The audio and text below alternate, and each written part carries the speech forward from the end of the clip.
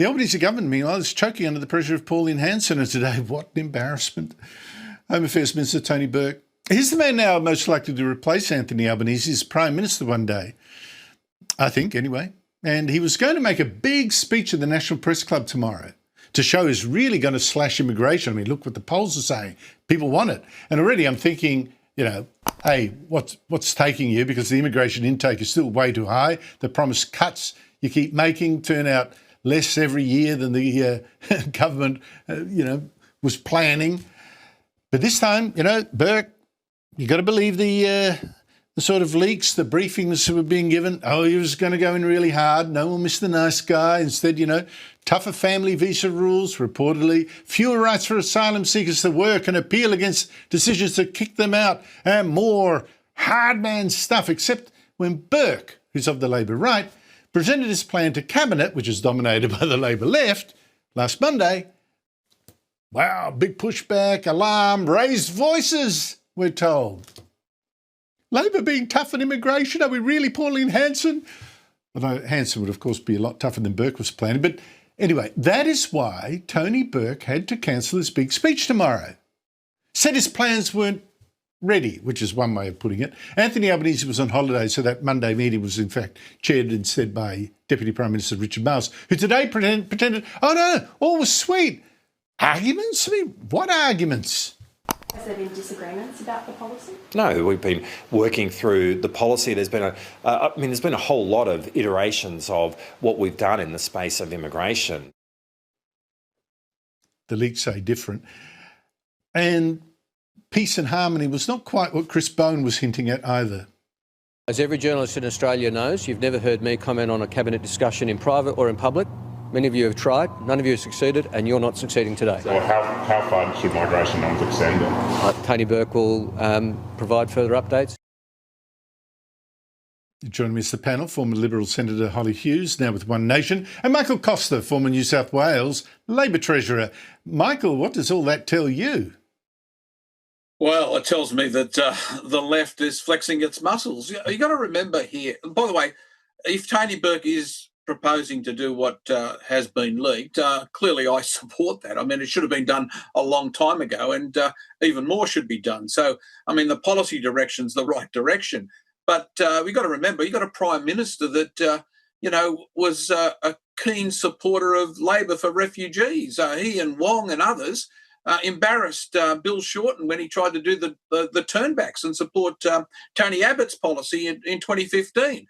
So it doesn't surprise me at all that the left, and I wouldn't be surprised the Prime Minister is also behind this, has tried to torpedo even this moderate policy in the right direction. And as you rightly said, Andrew, the immigration levels are too high. Everybody knows that. The quality of the immigration is a question. We had those revelations about skilled migration, including family members and everybody else, and the actual amount of skilled tradesmen we get is very low. So, look, this is a clear case of the left flexing its muscles, and I wouldn't be surprised if the Prime Minister's behind it. Holly Hughes? Oh, those poor darlings, all are scared from One Nation and those big, scary backpackers that they're going to stop coming to their country. We all know that that's not the issue with migration. It's not the number of backpackers. But even their suggestion that they're going to somehow toughen up asylum seekers and being able to work. I was actually having a discussion this morning with someone who's just got back from the UK, and they were pointing out the work restrictions actually are leading to rises in crime because people are sitting around all day unable to work. And if we're bringing these people in, they should be skilled migrants for a start.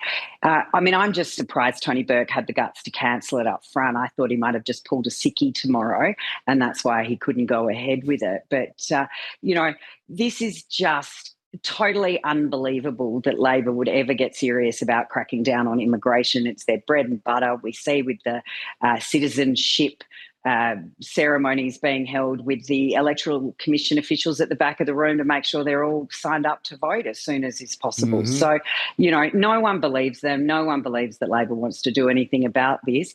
And I guess, when the left tell you who they really are, you should listen. Well, it just also suggests that whatever Tony Burke might promise before an election, the Labor Party might roll back after it. The collective might swallow it up. But Michael, for Tony Burke, right, this is the man who famously let in Palestinians from terrorist-run Gaza. 1 in 3 voters in his seat are Muslim. He even greeted, by the way, those Palestinians at the airport. To now want to go tough on immigration, does that confirm that he does have very strong leadership ambitions? I don't think that's what it's about, Andrew. I think this is a strategic decision. It has to do with one nation. I totally agree with that analysis. They're worried about some of those outer suburban seats and the rural seats, particularly the one up here in Hunter. And I think they're seeking to respond in the mildest way they can that heads towards that direction to try and take some wind out of the sails of one nation. I think that's what it's all about. The dumb left, of course, based in the inner city, doesn't want a bar of this, even if it costs them seats in the outer suburbs of Sydney. So that's what I think it's about. Tony Burke hasn't changed his spots. Hey, Holly, in Victoria, big media story about a Labor scandal that, to be honest, when I looked closer into it, didn't amount to much, not to me. Victoria's anti-corruption watchdog, IBAC, has put out a report on a wage deal and control of volunteer firefighters, this deal that former Premier Daniel Andrews made with the hard-left leadership of the Firefighters Union. And it was made behind the back of the minister supposedly in charge, who's hard against it and quit in protest. Have a look. We did find that he authorised the then Special Minister for State, Mr Gavin Jennings, with the assistance of the Deputy Secretary of Department of Premier and Cabinet, to conduct an undisclosed backroom deal with the Secretary of the United Firefighters Union, Mr Peter Marshall. And their actions in conducting this deal was contrary to government policy procedures, their respective codes of conduct, conventions. And that, as you said, Mr Marshall was able to use that as leverage. Now, Holly, I agree, it's typical Dan Andrews thuggery, but I mean, am I shocked that a Premier makes the big call? It was clear at the time that he was doing it. And the bottom line is that this report admitted it could find no corruption, no evidence of wild claims of the Firefighters Union boss, Peter Marshall, had dirt on the Premier was blackmailing him, which Daniel Andrews put out a statement saying exactly the same. I mean, when the only recommendations that come out of this 8-year report is that politicians and staff get training on proper behaviour, it seems to me a case of more thunder than rain. Well, I mean, honestly, did anyone expect anything different? It was an inquiry put together by the Dan Andrews government. It took 8 years for it to come out. IBAC has zero teeth. We've got an IBAC inquiry going on in New South Wales at the moment. It has considerable more power than IBAC does. But I mean, it is outrageous that this report has taken 8 years. But of course, Ben Carroll, you can imagine, will not take no action. And it's only the late Jane Garrett, who was the only one that seems to have had any integrity in the Andrews government, who actually resigned from cabinet over this while Ben Carroll was still sitting around the cabinet table. So I think if Victoria wants to get serious about cleaning itself up, it does need an anti-corruption body that actually has some teeth, maybe not as many as ICAC, which can sometimes be seen to overstep the mark, but certainly this is just a ridiculous waste of time, effort and money on everyone's behalf to really not show anything. Michael Costa, a Premier, goes behind the relevant minister's back to make a deal. Should you colour me shocked and horrified? Well, I think the real issue is the one about standards for corruption. I mean, look, people in New South Wales have been found guilty of corruption for less than that, for moving a staffer in one case from one office to the Parliament House. So you've got different standards across the Commonwealth, and I think it makes a mockery of the whole definition of corruption. In Victoria, of course, you've got to have an indictable offence. In New South Wales, you don't have to have that. And some of the activities in New South Wales that people have been found corrupt for would be seen as legitimate politics in Victoria and federally. So there's a real problem with these definitions, and people need to get to the bottom of a consistent, uniform system, or else it's going to be held up to mockery. So if you want to be corrupt, do Michael it in Costa, Victoria. Holly Hughes.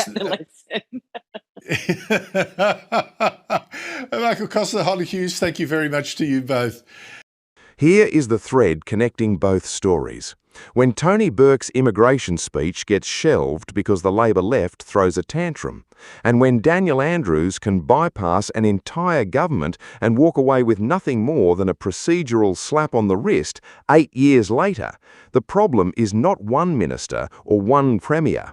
The problem is a political culture where accountability is optional, where party unity trumps public interest every single time, and where the machinery designed to hold power to account has been deliberately calibrated to fail. Australians are not stupid. They can see when the system is rigged in favour of the people inside it. Thank you for watching. We will see you next time. If you are the kind of person who loves Australia and wants to stay ahead of what is really happening in our country's politics, hit that subscribe button. It helps us keep this channel going. Over 90% of viewers have not yet, and it would mean the world to us if you did. Thank you. Now, back to the show. Nothing says, "we have a plan," quite like cancelling your own speech 24 hours before you were supposed to deliver it. Tony Burke, the man who would very much like to be the next Prime Minister, was booked in at the National Press Club to announce tougher migration targets, stronger family visa rules, restrictions on asylum seeker work rights and appeals, the kind of speech designed to make headlines and win back the outer suburban seats Labor is hemorrhaging to One Nation. And then, at the last possible moment, it vanished, gone.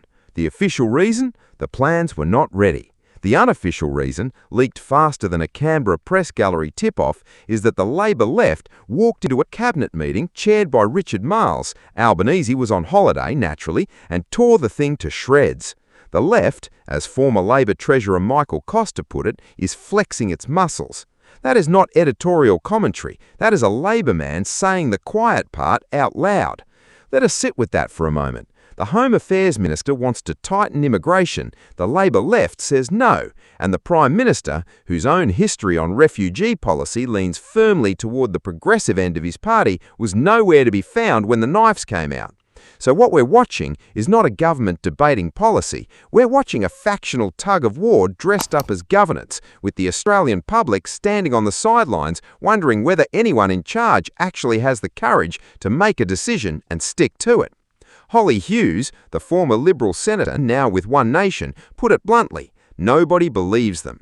Labor talks tough on borders before elections and rolls it all back the moment caucus pressure mounts. The pattern is so predictable you could set your watch to it.